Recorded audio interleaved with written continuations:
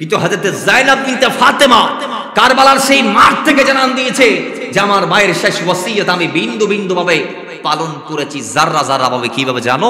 হয় আমার ভাই যখন শহীদ হয়ে গিয়েছে, আমি যায়েনব বিনতে ফাতেমা আমার ভাইয়ের লাশটাকে নিয়ে চিৎকার মেরে মেরে কান্না তো দূরের কথা, লাশের পাশে গিয়ে দাঁড়িয়েও আমি কান্না করি নাই। আমি আমার তাঁবুর ভিতর থেকে আমার ভাইকে স্মরণ করে করে করে নিজের চোখের পানিগুলা নীরবে ফেলেছি। জোরে বলেন বাবার এই কারবালার ময়দানের আরেকটা শিক্ষা, দিনের জন্য বন্ধু বান্ধব প্রিয়জন আত্মীয় স্বজন পরিবার বর্গ এমনকি নিজের জীবন উৎসর্গ করতে হবে। সুবহানাল্লাহ করে কারবালার মাঠের শিক্ষা, প্রিয়জনদের লাশ মরুর প্রান্তরে পড়ে থাকতে দেখে অসন্তোষের একটি বর্ণ মুখে না আনা এবং সর্বাবস্থায় আল্লাহর প্রশংসা করা। রাতের বেলা ইবনে জিয়াদের বাহিনী এসে সৈয়দ জাদা এবং সৈয়দ জাদিদের তাবু জ্বালিয়ে দিয়েছে 10 মুহররম। সারা রাত তারা খোলা আকাশের নিচে ছিল, তাদেরকে বন্দী অবস্থায় সারা রাত বেঁধে রাখা হয়েছে। একবারের জন্য তারা মুখে একটা শব্দ বলে নাই। পরের দিন সকালে ইবনে জিয়াদ এসে বলতেছি ইনি কে, আবার বলছি ইনি কে, আবার বলছি তুমি কে, তোমার পরিচয় কি? একবার দুইবার তিনবার হযরত যায়েনবকে প্রশ্ন করেছেন কে? ইবনে জিয়াদ। আল্লাহর কসম একটা বারের জন্য উত্তর দেয় নাই। বাবার আজকে আমাদের সমাজে এই জিনিসটা নাই। মুসলমান আমাদের সমাজে নারীদের পর্দা নাই। হাসপাতালের কথা বাদ দিলাম, আব্বা আমার ইন্তেকালের সময় তো হাসপাতাল আমাদের মেয়েরা গরম করে ফেলে, চিৎকার চেঁচামেচি করে, চুল কোথায় নিজেও জানে না, কান্নাকাটি করে, মাতম করে, বিলাপ করে, প্রলাপ করে।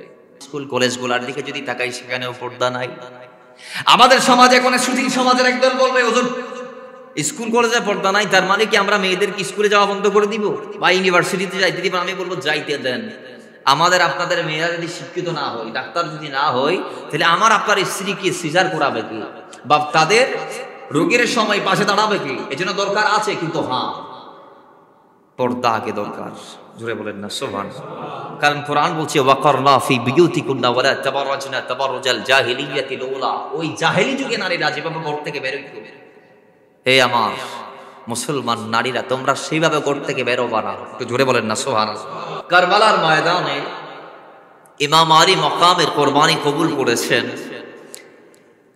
কেন মওলা হুসাইন জীবন কোরবান করার লক্ষ্যে কারবালাতে গেলেন? অথবা আল্লাহর হাবিব আল্লাহর প্রিয় মাহবুব দানে গায়ব সাল্লাল্লাহু আলাইহি ওয়াসাল্লাম আগ থেকে জেনেছিলেন যে হুসাইন কারবালাতে যাবে, জীবন দিবে, হুসাইন রাদিয়াল্লাহু তাআলা শহীদ হবে, কারবালাতে মাওলা হুসাইনের কোরবানি হবে। এটা মাওলা হুসাইনের নানা জান রাহমাতুল লিল আলামিন আল্লাহ একবার নয় দুইবার নয় বারংবার জানিয়ে দিয়েছেন। রাসূল একবারের জন্য দোয়া করে নাই, আল্লাহ হুসাইনকে কারবালার মাঠে ইয়াজিদের যে তরবারি হুসাইনের গলার উপর চলবে সেই তরবারি থেকে তুমি হেফাজত করো। নবী একটা বারের জন্য সে দোয়া করে নাই, বরং আল্লাহর হাবিব বারবার দোয়া করেছেন, আল্লাহ কারবালাতে যেই মুহূর্তে হুসাইন হকের জন্য জীবন দিবে ওই মুহূর্তে আল্লাহ তুমি আমার নওয়াজা হুসাইনকে ধৈর্য দান করো। জোরে বলেন না সুবহানাল্লাহ। তিনি ওই নবী মাথায় রাখবেন যিনি দোয়া করার জন্য হাত উঠাতে হয় না, তিনি মন থেকে চাইলে এটা হয়ে যায়। যার দরুন আজকের এখানে কাবা আমাদের কিবলা হয়েছে। নবীজি হাত উঠিয়ে বলে নাই আল্লাহ মসজিদ আকসার দিকে 17 মাস নামাজ আদায় করলাম, মসজিদ আকসাকে কিবলা বানিয়ে 17 মাস নামাজ আদায় করলাম, আল্লাহ আজকে আমি নবীর মন চাচ্ছে খানে কাবাটাকে কিবলা বানাতে, আল্লাহ তুমি একটু কাবাকে আমাদের জন্য কিবলা বানিয়ে দাও না। আল্লাহর হাবিব হাত উঠি এটা বলে নাই, নবীর অন্তরে চেয়েছে। কোথায়? কই নামাজরত অবস্থায় নবী মুসল্লার মধ্যে দাঁড়ানো, আর আল্লাহর হাবিবের মনসা হচ্ছে, আল্লাহর নবীর মন চাচ্ছে আয় আল্লাহ এই আকসাটা যদি আমাদের জন্য কাবা হিসেবে সিলেক্টেড না হয়ে এটার পরিবর্তে যদি খানে কাবাটা আমাদের ইবাদতের কিবলা হতো, আল্লাহ আমার মন শান্ত হতো। বাস মুস্তাফার নূরানি অন্তর মোবারকে চেয়েছে। আল্লাহ বলে জিবরাইল যাও ফাওয়াল্লি ওয়াজহাকা শাতরাল মসজিদিল হারাম। আমার নবীর মন যে হারামকে কিবলা বানাতে চায় সে হারামের দিকে নবীকে মুখ করতে বলো, ফিরে যেতে বলো। জোরে বলেন না সুবহানাল্লাহ। তাহলে বোঝা গিয়েছে আমার নবী চাওয়ার জন্য হাত উঠানো লাগে না, মন চাইলে হয়ে যায়। সেই নবীকে আল্লাহ অগ্রিম জানিয়ে দিয়েছে। মাওলা হুসাইনের দুনিয়াতে আওয়ার আগে জানিয়ে দেওয়া হয়েছে হুসাইনকে শহীদ করা হবে। যাওয়ার পরপরই জানিয়ে দেওয়া হয়েছে কিছুদিন পর আবার জানিয়ে দেওয়া হয়েছে ছোট অবস্থায় নবীর কোল মুবারকের মধ্যে হাসনানে কারিমেন বসা, আবার জানিয়ে দেওয়া হয়েছে আকিকার দিনও জানিয়ে দেওয়া হয়েছে আল্লাহর নবীর কদমে হোসাইন উপস্থিত। প্রায় সময় জিবরাইল জিবরাইল আলাইহিস সালাম, মিকাইল কখনো কখনো এসেছেন, কখনো কখনো অন্যান্য ফেরেশতাদের মাধ্যমে নবীর কদমে হুসাইনে পাকের শাহাদাতের সংবাদ দেওয়ার পরও নবীজি একবারের জন্য দোয়া করে নাই, আল্লাহ ইয়াজিদের তরবারি থেকে হুসাইনকে বাঁচাও, ইয়াজিদের হাত থেকে হুসাইনকে, ইয়াজিদের কবজা থেকে হেফাজত করো। আল্লাহর হাবিব একটা বারের জন্য এই দোয়া করে নাই, বরং দোয়া করেছেন আল্লাহ ওই শাহাদাতের মুহূর্তে হুসাইনকে ধৈর্য দান করো। জোরে বলেন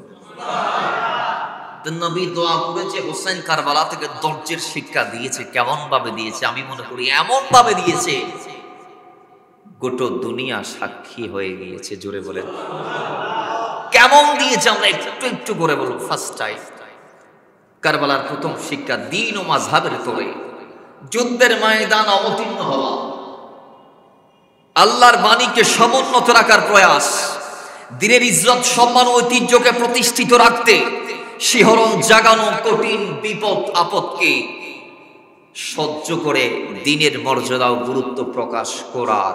জোরে বলেন না সুবহানাল্লাহ। কারবালার প্রথম শিক্ষা। দ্বিতীয় শিক্ষা বিপদে ধৈর্য এবং সংযমের আদর্শ আঁকড়ে লড়া। সুবহানাল্লাহ পড়েন। বাবার আমার এই ব্যাপারে কোরআনে পাকের ফয়সালা, আল্লাহর কোরআন আমাদেরকে ইলান দিচ্ছে সূরা বাকারার 153 আয়াত। আল্লাহ ডাক দিয়ে বলছে, ইয়া আইয়ুহাল্লাযীনা আমানুস্তাঈনু বিস-সাবরি ওয়াস-সালাত ইন্নাল্লাহা মা'আস-সাবিরিন। একটু জোরে বলেন না সুবহানাল্লাহ। আল্লাহ ডাক দিয়ে বলে, ঈমানদার তুমি যখন মুসিবতের মধ্যে পড়ে যাবা, ও ঈমানদার মুসিবত যখন তোমাকে দিয়ে ফেলবে, চারদিক থেকে যখন ঘেরাও করে ফেলবে, মুসিবত যখন তোমার সম্মুখ কাঠগড়ায় উপস্থিত হয়ে যাবে, ওই সময় তুমি আমি আল্লাহর কাছে ইস্তাঈনু সাহায্য চাও। আল্লাহ কিভাবে চাইবো? আল্লাহ এলান দিচ্ছে বিসবর, ধৈর্যের মাধ্যমে। জোরে বলেন না সুবহানাল্লাহ। আর একটু জোরে বলেন। আল্লাহ বলে বিসবর, ধৈর্যের মাধ্যমে, ওয়াস-সালাত নামাজের মাধ্যমে তুমি আমি আল্লাহর কাছে সাহায্য চাও। আর আমি আল্লাহ বলে দিলাম ইন্নাল্লাহা মা'আস-সাবিরিন, আমি আল্লাহ ধৈর্যশীলদের সাথে আছি। বাজান এখান থেকে আমরা একটু সামনে যাই। ময়দানে কারবালায় ইমাম আলী মাকাম হুসাইন রাদিয়াল্লাহু তাআলা বিপদের মধ্যে পড়ে গেলেন। হুর বিন ইয়াজিদ রিয়াহি মাওলা হুসাইনের পথ আটকে প্রথম পথ রুদ্ধ করে দিলেন। 1000 বাহিনীর কাফেলা নিয়ে মাওলা হুসাইনকে ঘেরাও করলেন কুফার কারবালার নামক জায়গায়। মাওলা হুসাইনকে যাত্রা বিরতি দিতে বাধ্য করলেন। আরে তিনি নিজেও জানে না পরিস্থিতি এভাবে বেসামাল হয়ে যাবে, তিনি নিজেও বুঝতে পারে নাই। জাস্ট তিনি ইয়াজিদের বেতন নিত, ইয়াজিদের দরবারে গোলামি করত, সেই হিসেবে তিনি 1000 বাহিনীর প্রধানের দায়িত্ব পালন করেছেন। কিন্তু পরবর্তীতে দেখা গিয়েছে কারবালার দিন মাওলা হুসাইনের পক্ষ হয়ে প্রথম কারবালার ময়দানে যিনি যুদ্ধ অবতীর্ণ হয়েছে তার নাম হুর বিন ইয়াজিদ রিয়াহি। জোরে বলেন সুবহানাল্লাহ। এবং তিনি একা ইয়াজিদের 40 জন সম্মুখে কতল করেছেন। আরো জোরে বলে। তাহলে ওই হুর বিন ইয়াজিদ পথ আটকে দিয়েছে মাওলা হুসাইন। দেখা যাচ্ছে দিনের পর দিন ভয়াবহ পরিস্থিতির সম্মুখীন যখন হুসাইন পাক হয়ে যাচ্ছে, 9 মুহররমে হুর মাওলা হুসাইনের কদমে গেলেন, ডাক দিয়ে বলে, হুজুর আমি দেখতে পাচ্ছি কালকে আপনার বিরুদ্ধে যুদ্ধের মধ্যে এরা নামবে, আপনি চলে যান। হুজুর আপনাকে যখন আমি প্রথম প্রতিরোধ করেছিলাম আমার নিজেরও জানা ছিল না এইরকম ভয়াবহ পরিস্থিতির সম্মুখীন আপনি হুসাইনকে হতে হবে। হুজুর আমি আপনার কাছে মাফ চাই, আমার কৃতকর্মের জন্য আমি লজ্জিত।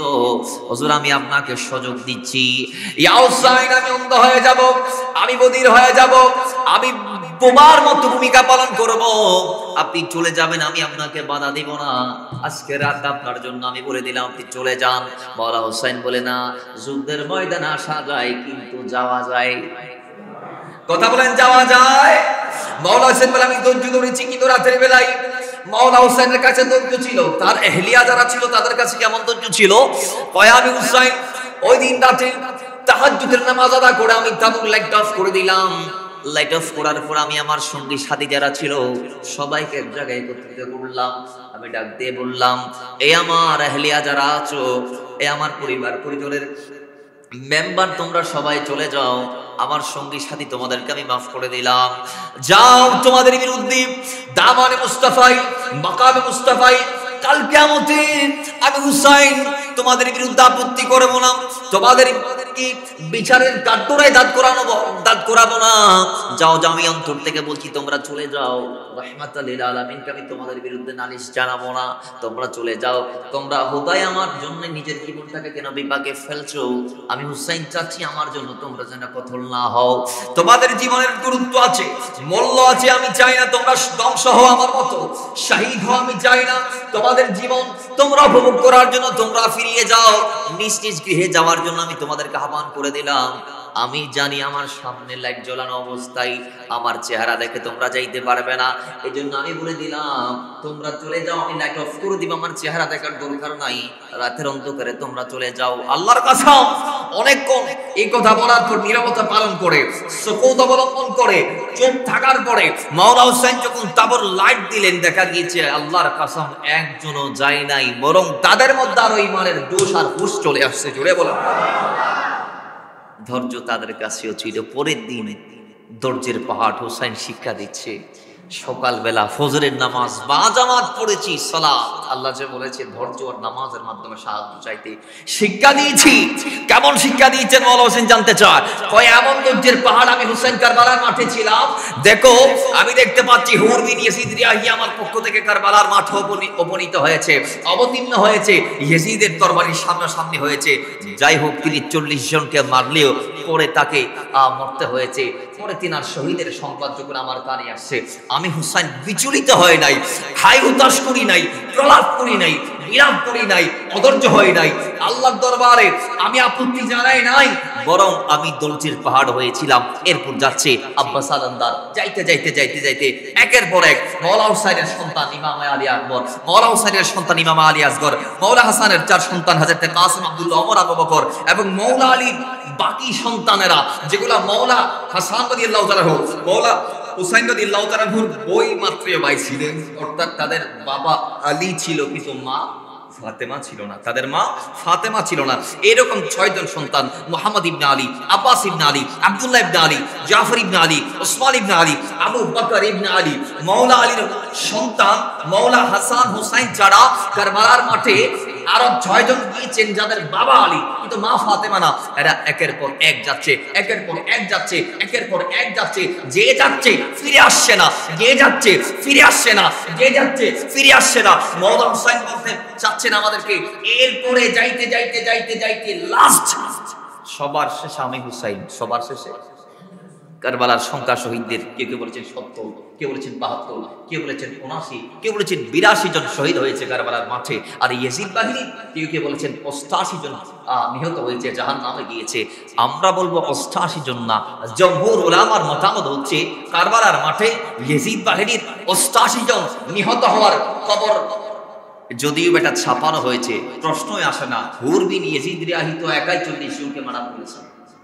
তো মাওলা হুসাইন তিনি কোন জাত, যার নূরানি জিসিম মোবারকে শের খোদা আলীর রক্ত এবং আলীর বাকি 6 সন্তান হযরতে আব্বাস ইবনে আলী, আব্দুল্লাহ ইবনে আলী, জাফর ইবনে আলী, ওসমান ইবনে আলী, আবু বকর ইবনে আলী, মুহাম্মদ ইবনে আলী, এদের শরীরেও তো মাওলা আলীর খুন মোবারক রয়েছে।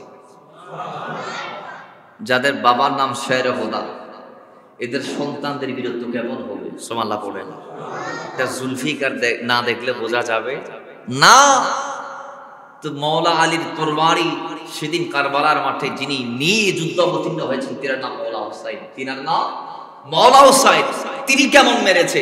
যাই হোক, আমরা বলবো ইয়াজিদের 88 জন নয়, আরো অধিক পরিমাণ অসংখ্য সৈন্যকে মাওলা হুসাইন সহ তার শিবিরের সৈন্য সাথীরা জাহান্নামের টিকিট দড়িয়ে দিয়েছেন। কথা ঠিক কিনা? আরো জোরে বলেন ঠিক কিনা? তো মাওলা হুসাইন বলতে চাচ্ছেন শেষমেশ আমি হুসাইনের পালা, আমি পিছপা হই নাই।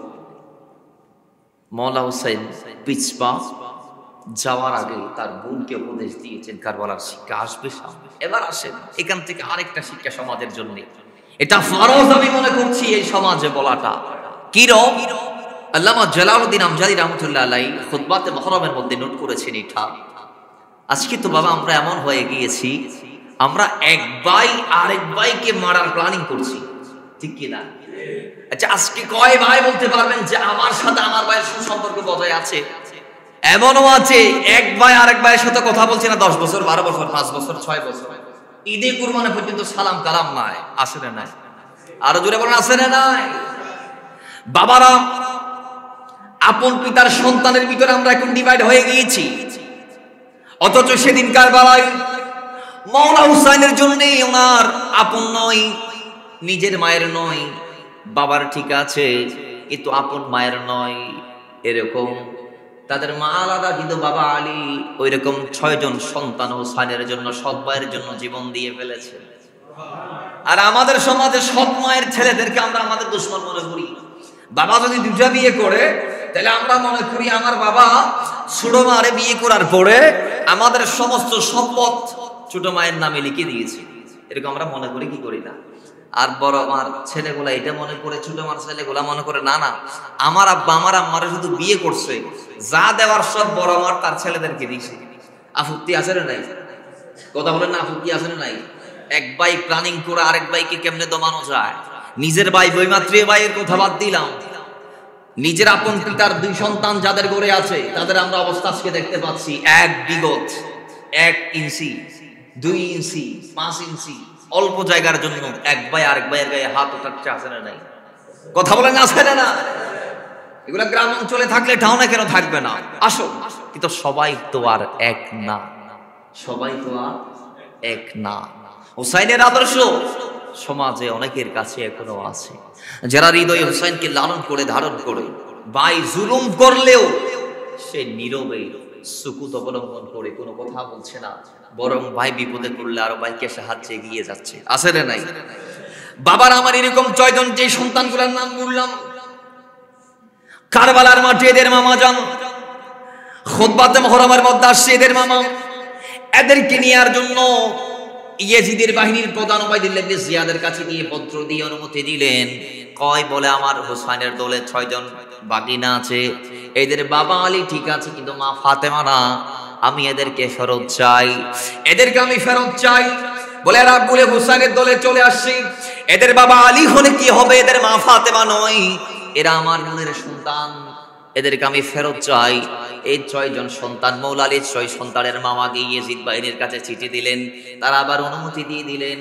তখন ওই অনুমতিপত্র চিঠিটা অঙ্গীকারনামাটা নিয়ে যখন হুসাইনে পাকের কদমে গেলেন, হুসাইনে পাক পত্রখানা পড়লেন, পড়ার পরে মুস্কি হাসলেন, হাসার পরে মাওলা হুসাইন ডাক দিয়ে বলে, আপনি যদি আপনার এই বাগিনা 6 জন আমার ভাইদেরকে যদি নিয়ে যাইতে চান আমার কোনো আপত্তি নাই, আপনি এই চিঠিখানা তাদের হাতে দিয়ে দেন, তারা যদি যাইতে চাই তাইলে আমি হুসাইনের কোনো আপত্তি নাই, এটা তাদেরকে জানিয়ে দিবেন। জোরে বলেন হুসাইনে পাকের 6 ভাইয়ের মামা এবার সেই চিঠি নিয়ে তাদের কাছে গেলেন, যাওয়ার পরে তিনি ওই পত্রখানা তাদের হাতে দিলেন, তারা চিঠি পড়লেন, পড়ার পর ডাক দিয়ে বলে, জালেম, তুই তো আমাদের মামা না, তুই চাচ্ছিস আমাদেরকে জাহান্নামী বানাতে, আর আমরা 6 ভাই একসাথে যাচ্ছি হুসাইনে পাকের জন্য জীবন দিয়ে জান্নাতটা খরিদ করে নিতে। জোরে বলেন না।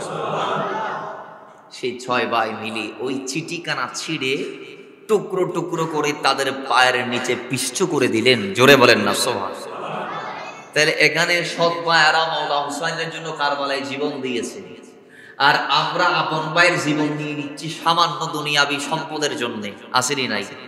আল্লাহ আমাদেরকে কারবালার এই ওয়াকিয়া থেকে শিক্ষা নেওয়ার তৌফিক দান করুন। বরং আজ থেকে ভাইয়ে ভাইয়ে মারামারি চলবে? কথা বলেন, মাথায় রাখবেন তিনি ওই ভাই যে ভাইয়ের শরীরে একই রক্ত, আপনার বাবার ব্লাড থেকে 2 জন হয়েছে। দেখেন, মাথায় রাখবেন, দুনিয়াতে পানিকে কাটলে তো আলাদা হয় না, তারপর আমি বলবো পানি যদিও আলাদা হয়, ভাই ভাইয়ের থেকে আলাদা হতে পারে। এখন অনেকে বলবো হুজুর আমাদের দোষ নাই, বউ একটা আনছি ওইটা জ্বালাতন করিয়ে আমাদের 2 ভাইকে ডিভাইড করছে। আমি বলবো তাদেরও দোষ নাই, দোষ আপনার, দোষ আপনার। আল্লাহ আমাদের সবাইকে সহি সমাজ দান করুন, বোঝার তৌফিক দান করুন। তাইলে মওলা হুসাইন রাদিয়াল্লাহু তাআলা দুধের পাহাড়, তিনি এবার যাওয়ার আগে আগে মওলা আলীর কন্যা হোসাইন রাদিয়াল্লাহু তাআলা আনহুর বোন হযরতে যায়েনব বিনতে ফাতিমা, জুড়ে বলেন সুবহানাল্লাহ, ওনাকে কিছু ওয়াসিয়ত করেছেন।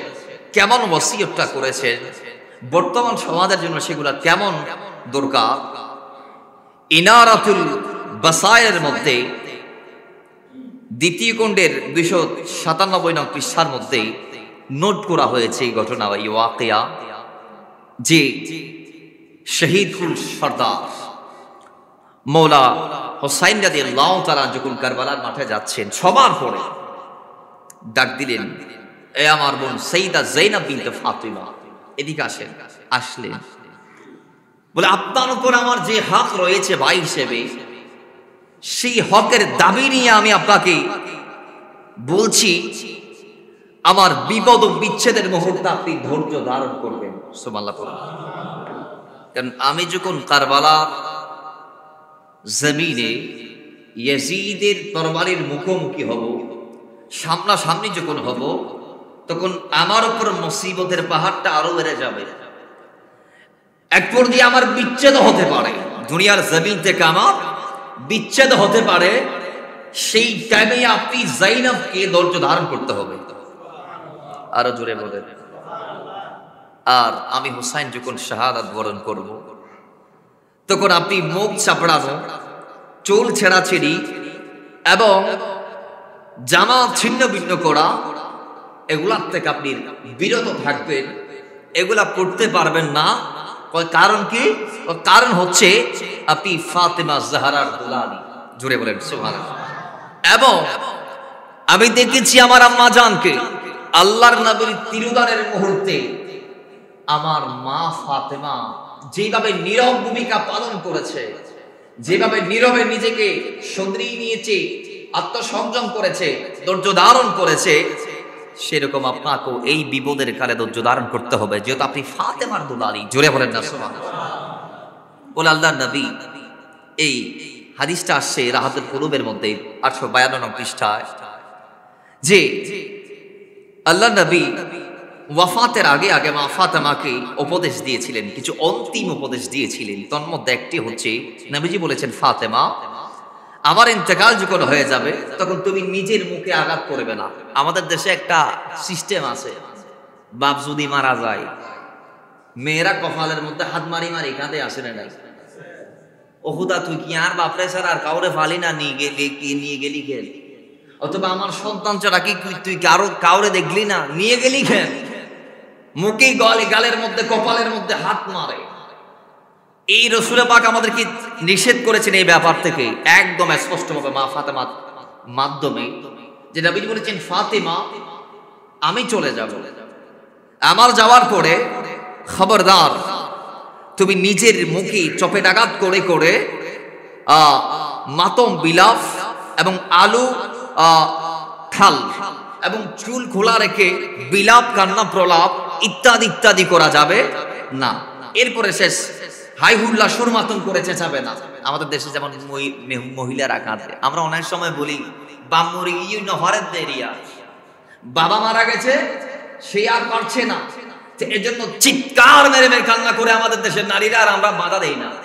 সমাজ এটা আসলে নাই। অথচ নারীদের আওয়াজ পর্যন্ত সতর্ক, নারীদের বলে না নারীদের আওয়াজ পর্যন্ত সতর্ক। নবীজি বলেছেন, হাই হুল্লা সুরমাতন করে চেঁচাবে না। যেখানে নবী তার কন্যা ফাতেমাকে এই ব্যাপারে নিষেধ করেছেন, সেখানে আমার দেশের মহিলারা কি এটা করার অধিকার রাখে? কথা বলে না ভাই, রাখে না। রাসূলুল্লাহ পাক এরপরে বলছেন, এ ফাতেমা, পেশাদারি বিলাপকারী ডেকে আনবে না। জাহেলি যুগ অবশ্যই এটা করা হতো, এটা বর্তমানে নাই। জাহেলি যুগে সিস্টেম ছিল, কেউ যদি মারা যাইতো তাহলে কান্না করার জন্য ভাড়া করি মহিলাদেরকে নিয়ে আসতো। এটা বর্তমানে আছে নাই। কিন্তু আমাদের দেশের নারীরা ওই জিনিসটার থেকে নিজেরা বাঁচাইতে পারছে না। কোনটা? যা বাবা মামার পরে বা স্বামীর ইন্তেকালের পরে এমন চিৎকার চেঁচামেচি এবং মাথার চুল ছিঁড়ে ফেলে, জামা ছিঁড়ে ফেলে, পাগল হয়ে যায়, উন্মাদ হয়ে যায়, নিজের মুখে আঘাত করে কপালে হাত মারে, আল্লাহর কসম সবগুলা হারাম ইসলামের মধ্যে। আল্লাহ নবীর হাদিস আমাদেরকে জানান দিয়েছে, জোরে বলেন না সুবহানাল্লাহ। এই মৌলা হুসাইন আরো উপদেশ দিয়েছেন হযরত যায়েনব বিনতে ফাতেমাকে। জালালুল উয়ুনের উর্দু ভার্সন প্রথম খণ্ডের 178 নং পৃষ্ঠার মধ্যে রয়েছে এই ওয়াকিয়া। ইমাম হুসাইন রাদিয়াল্লাহু তাআলা তার বোন যায়েনবকে ডাক দিলেন, বোনে দেখায় তুই হচ্ছি ফাতেমার দুলালি, সৌভাগ্যবতী, তোর নসল দিয়ে আল্লাহর নবী কিয়ামত পর্যন্ত সৈয়দ জাদা পাঠাবে, আলীর ব্লাড তোর নসলে আছে, সুতরাং আল্লাহকে তোর ভয় করা দরকার। নিজের ছোট বোনকে নির্দেশ দিচ্ছে এবং সব সময় হরদম হামেশা আল্লাহর সিদ্ধান্তে সন্তুষ্ট থাকা দরকার। জোরে বলেন। পৃথিবীর সবাই মরণের তিক্ত সোদা পান করবে, মৌলা হুসাইন বলছে, এমনকি আসমানবাসীরাও তার থেকে বাদ যাবে না। আল্লাহ তো নিজে এলান দিয়েছে, কুল্লু মান আলাইহা ফান, সব একদিন কি হয়ে যাবে? ফানা হয়ে যাবে, একমাত্র আল্লাহ ছাড়া। তো সেই হিসেবে আসমানবাসীও তার থেকে বাদ যাবে না, কিন্তু মহান আল্লাহর সত্তা চিরঞ্জীব, তিনি মানুষকে পুনরায় জীবন দান করবেন। চিরস্থায়িত্ব শুধু তারই জন্যে। দেখো আমার মা বাবারা, ভাইয়েরা, আজকে অনেকে এখানে শহীদ হয়েছেন, অবশ্যই তারা আমাদের চেয়ে উত্তম ছিলেন।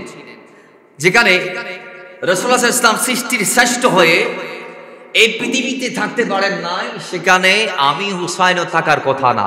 জুড়ে বলেন সুবহানাল্লাহ। এবং তিনি বলেছেন, হে আমার সম্ভ্রান্ত ভগ্নী, আমি তোমাকে শপথ করাচ্ছি আল্লাহর নামে, যখন আমি শহীদ হয়ে যাব, অনন্ত পথে যাত্রা করব, তখন তুমি তোমার পোশাককে ছিঁড়িবে না। জোরে বলেন সুবহানাল্লাহ। তুমি তোমার পোশাককে কি করবে না?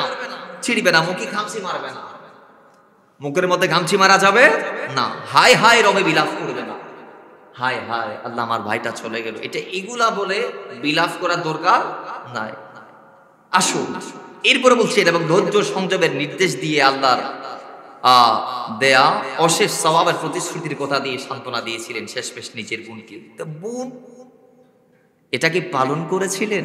একটু যদি আমরা দেখি তাহলে দেখা যাবে যায়েনব বিনতে ফাতেমা বাইয়ের এই লাস্ট মেসেজ, লাস্ট এই উপদেশ এমন ভাবে পালন করেছে, ভাই শহীদ হয়েছে, কারবালার মাঠে লাশ পড়ে আছে, যায়েনব বিনতে ফাতেমা লাশের সামনে গিয়ে ভাইকে জড়িয়ে ধরে চিৎকার চেঁচামেচি করে এক ফোঁটা চোখের জলও ফালান নাই, নীরবে কান্না করেছে, ধৈর্য ধারণ করেছে, আল্লাহর সিদ্ধান্ত অটল দেখেছে, হাই হুতাশ করে নাই, প্রলাপ করে নাই, বিলাস করে নাই, আলখেল্লা করে নাই, নিজের মুখে কামচি মারে নাই, মুখে চপাটাঘাত করে নাই, শরীরে জামা ছেড়ে নাই, হরদম হামেশা আল্লাহর সিদ্ধান্ত অটল থেকে প্রমাণ দিয়েছে যে তিনি কারবালার মাঠে বাইরের দেয়াল শেষ নসিহতকে পুঙ্খানুপুঙ্খানুভাবে পালন করেছিলেন। জোরে বলেন না সুবহানাল্লাহ।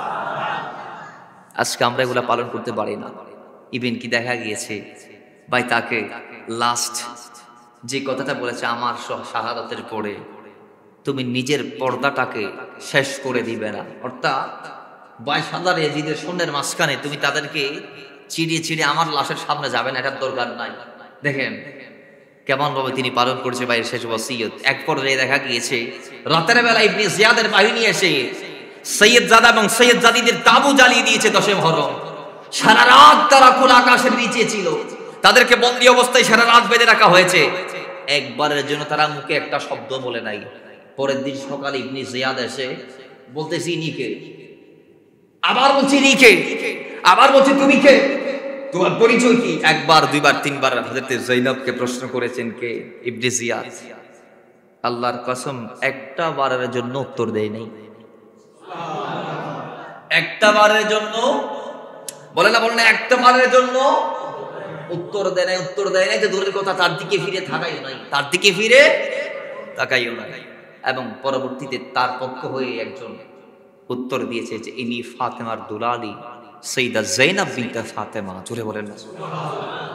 বাবারা আজকে আমাদের সমাজে এই জিনিসটা নাই।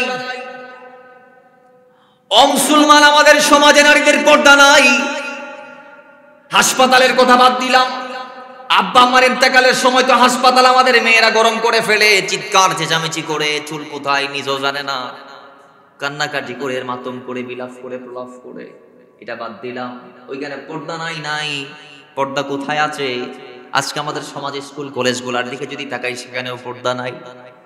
আমাদের সমাজে এখন সুধীর সমাজের একদল বলবে, ওজন স্কুল কলেজে পর্দা নাই, তার মানে কি আমরা মেয়েদেরকে স্কুলে যাওয়া বন্ধ করে দিব বা ইউনিভার্সিটিতে যাইতে দিব? আমি বলবো যাইতে দেন।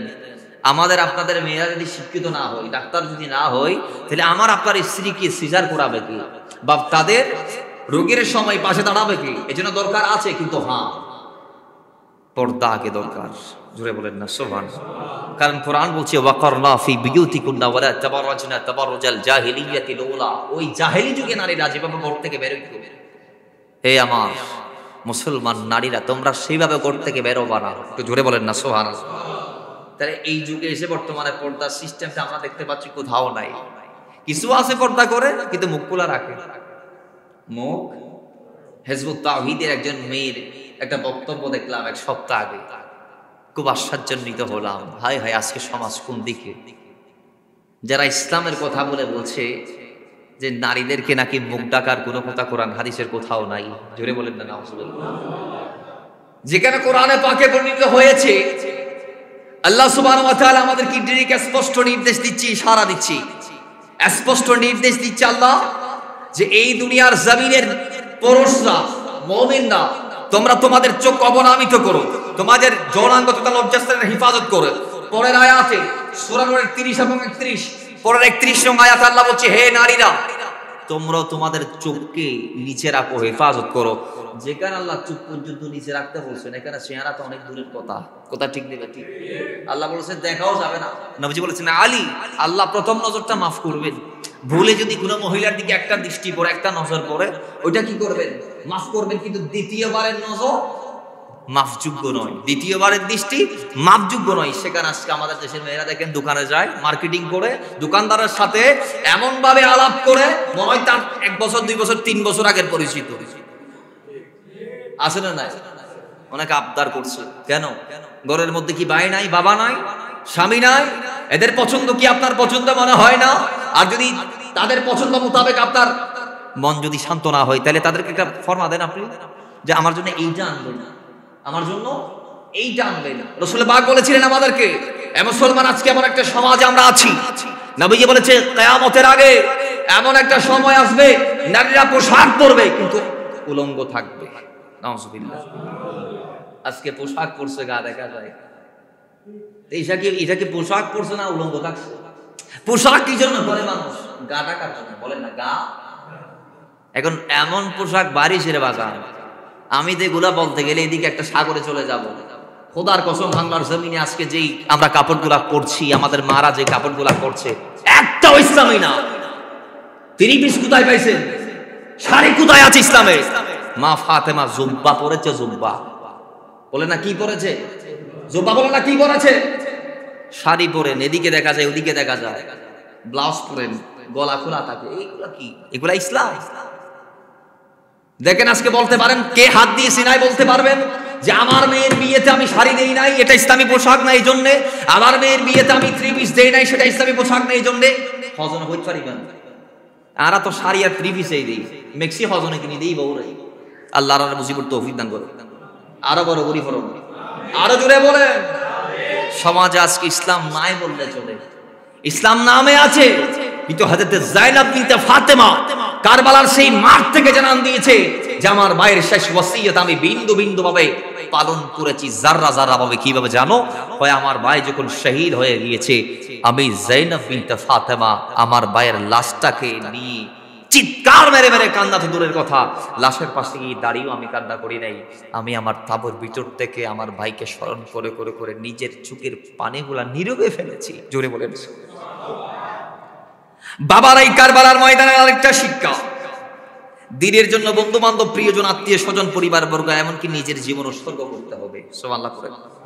কারবালার মাঠের শিক্ষা, প্রিয়জনদের লাশ মরুর প্রান্তরে পড়ে থাকতে দেখে অসন্তোষের একটি বর্ণ মুখে না আনা এবং সর্বাবস্থায় আল্লাহর প্রশংসা করা।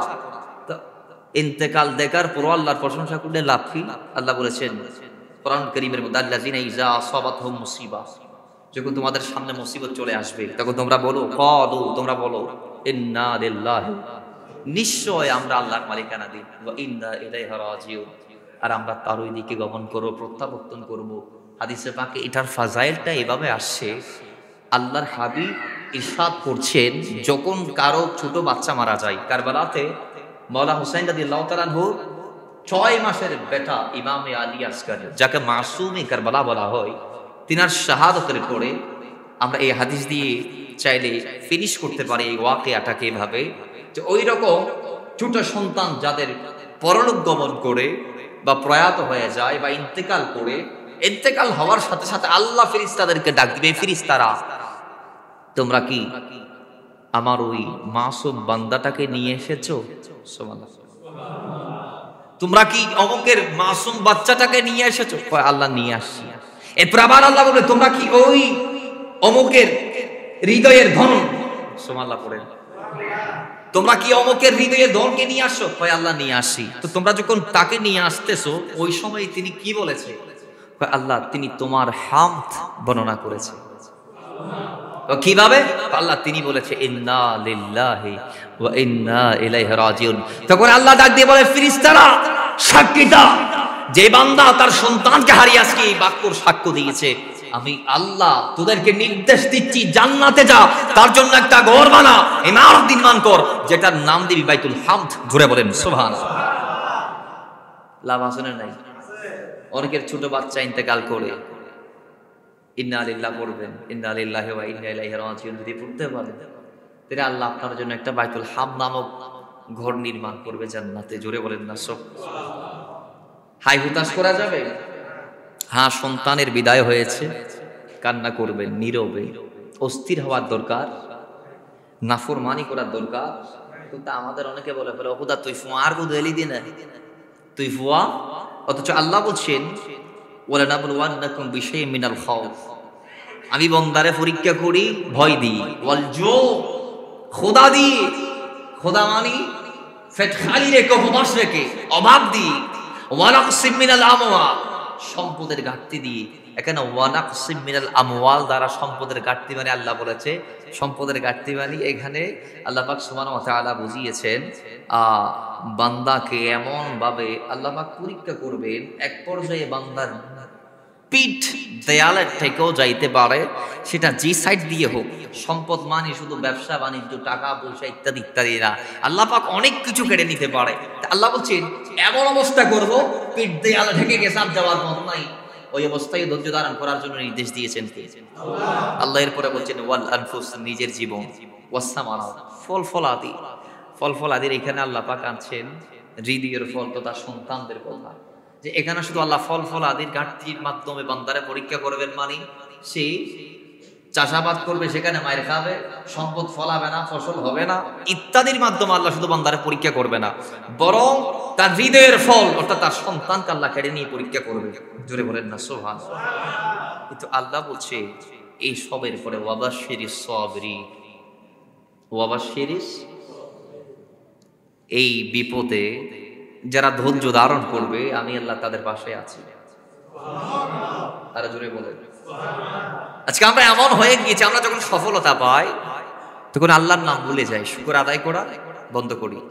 আর যখন বিপদে পড়ি হাই হুতাশের শেষ নাই, তখন মুসল্লার প্রথম হাতারে ওই করোনা আসছিল না, কথা বলে না, করোনা মানুষ মসজিদের ঠেলা বাইর করতে এসে দোয়ার বাঁয় ফেলার দেয়, জমা বুঝাইতে বন্ধ করে দিই সরকারে, আর মসজিদের মুসল্লি এলে মানব বন্ধ করে দিই, মসজিদের বাদ দিই, কেয়া আর মসজিদের ঢুকতে নদীব। এখন তানাতে ইনফর্ম লেটার দিয়ে দেখো এড়ে 10 জনের বেশি মুসল্লি সমাগম পাইতেন জমা, তাও 2.5 ফুট ফর টিয়ার ঘুরি। তো এখন কি থানা সামলাইও আরো কর্ণফুলি থানার পাশে তখন আর মসজিদ আসিল নাকি মানুষ সামলাই? যাই হোক, আমরা বিপদে যখন পড়ে যায়, পিঠ যখন দেয়ালে ঠেকে, তখন মওলার সবাই স্মরণ করি। এজন্য আমাদের উচিত আমরা যখন সুখে থাকবো তখন আমাদের মওলার স্মরণ করা, যাতে আমাদের সামনে আগত কোনো অনাকাঙ্ক্ষিত দিনও যদি আমাদের জন্য ওয়াইট করে, আল্লাহ যেন তার নিজ গুণে নিজ দয়ায় সেটা যেন আমাদের জন্য পরিবর্তন করে দেন। জোরে বলেন না সুবহানাল্লাহ। বাবারা, কারবালার আরেকটা শিক্ষা হচ্ছে, রেখে যাওয়া পরিবারের চরম অসহায় অবস্থা দেখে আল্লাহর কাছে হতোদ্যম না হওয়া, বরং আল্লাহর ইচ্ছায় সমর্পিত এবং সন্তুষ্ট থাকা। এরপরে 8 মহাপরীক্ষায় সত্য নিয়ের সামনে অবিচল থাকা, সত্য নিয়ের অবস্থান অবিচল থাকা, অর্থাৎ সত্যের পথে সুপ্রতিষ্ঠিত থাকা। আমি সময় স্বল্পতার কারণে শর্ট করে বলে দিচ্ছি। 9 কারবালার শিক্ষা হচ্ছে আল্লাহর প্রিয়তম বান্দাদের তিরুদানে আসমান জমিনের কান্না এবং তাতে বিবর্তন পরিলক্ষিত হওয়া। কেমন? মওলা হুসাইন রাদিয়াল্লাহু তাআলা যেদিন কারবালার মাঠে শহীদ হয়েছেন, তিনার শাহাদাতের পরপরই গোটা দুনিয়া 7 দিন পর্যন্ত অন্ধকারাচ্ছন্ন ছিল। গোটা দুনিয়া 7 দিন পর্যন্ত অন্ধকারাচ্ছন্ন ছিল এবং ওই দিন শাহাদতের দিন 10 মুহররম সূর্যগ্রহণ হয়েছে। 7 দিন পর্যন্ত সূর্য যদিও বা আলো দিয়েছে, কিন্তু সূর্যের আলোটাকে একদম হালকা পাতলা মনে হয়েছে। এবং তেনার শাহাদতের পরে 6 মাস পর্যন্ত আসমানের কিনারায় একটা লাল রং পরিলক্ষিত হতো, যেটা আগে ছিল না, এখনো আছে, যেটাকে আমরা শাফাক তোকা লালিমা বলছি, যেটা সূর্য অস্তের আগে আগে আসমানটাকে কিনারা থেকে লাল করে দিয়ে আমাদেরকে কারবালার শিক্ষাটা আজও দিয়ে দেয় প্রত্যেকদিন সন্ধ্যার সময়। জুড়ে বলেন না। 10 নং, যারা আল্লাহ তার হাবিবকে কষ্ট দেয়, কারবালার মাঠ থেকে আমরা শিক্ষা পেয়েছি, তাদের উপর দুনিয়া আখিরাতে লানত কি? আল্লাহ বলেছেন ইন্নাল্লাযীনা ইউযুনাল্লাহ ওয়া রাসূলাহু লা'নাহুমুল্লাহু ফিদ দুনিয়া ওয়াল আখিরা ওয়া আ'আদ্দা লাহুম আযাবাম মুহিনা। আল্লাহ বলেছেন যারা আল্লাহ এবং আল্লাহর হাবিবকে কষ্ট দেয়, হুসাইনকে শহীদ করে যারা আল্লাহ এবং আল্লাহর হাবিবকে কষ্ট দিয়েছে, দুনিয়া আখিরাতে তাদের জন্য লানত এবং শাস্তি। নাউযুবিল্লাহ। আর জোরে বলেন।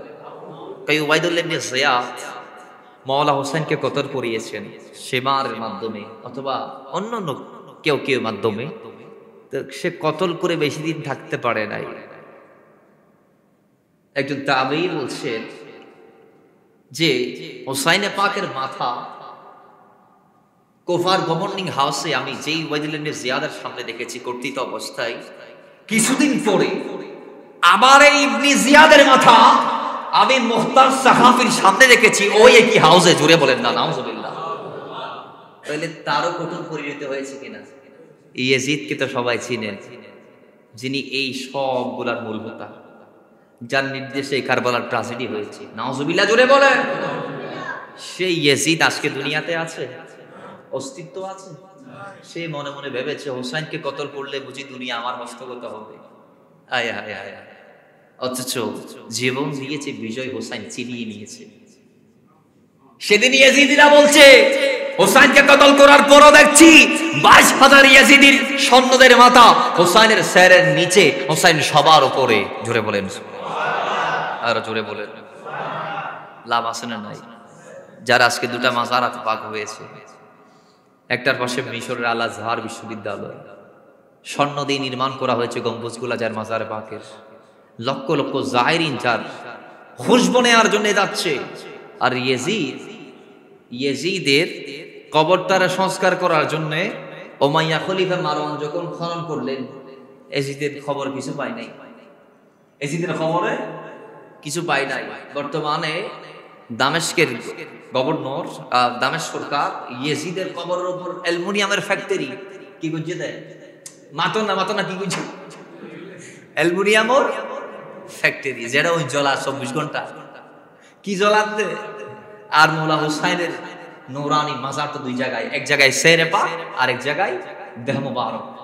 2টা যেটা পাইছি সেটা দেয় নাই, অপদাই দিব জিনিস নেওয়া আছে। তাই এমন ভাবে হয়েছে যে ওনার পাশে আল আজহার, যেখানে 24 ঘন্টা কোরআন হাদিসের চর্চা চলমান রয়েছে, যে আজহারকে ইলমের কাবা বলা হয়। আল্লাহ পাক সেই হুসাইনে পাকের ফয়ুজার বরকত আমাদেরকে দান করুন।